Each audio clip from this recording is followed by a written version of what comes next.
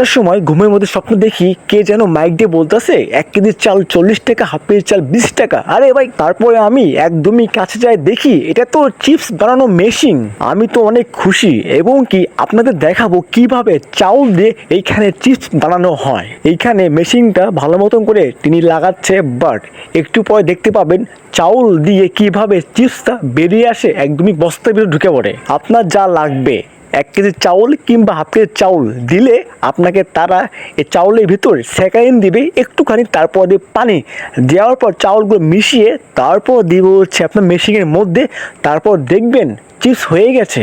যে ব্যাগটার মধ্যে আপনার পানি দিচ্ছে সেই ব্যাগটা হচ্ছে আমার। আমি 1 কেজি চাউল আনছি, তারপর দেখুন 1 কেজি চাউল দিয়ে পুরো 1 বস্তা চিপস। আরে ভাই, আমি তো অনেক খুশি।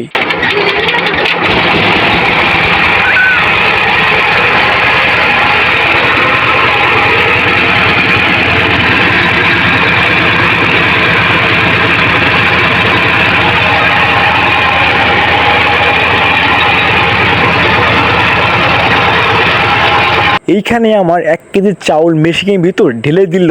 তারপরে দেখুন কিভাবে চিপসগুলো বেরিয়ে আসে। বাট যে মোটা মোটা চিপস আমি কখনো আগে দেখি নাই, এটাও আপনি কখনো দেখেন নাই, আপনি এই প্রথম দেখবেন আপনি কিভাবে চিপসটা বের করে।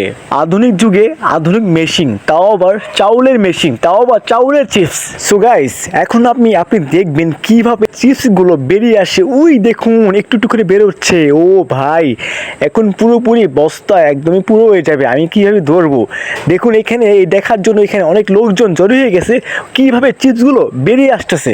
আর এই মেশিনগুলো আপনি গ্রামে বেশিরভাগ দেখতে পাবেন, শহরে অনেক কম দেখতে পাবেন।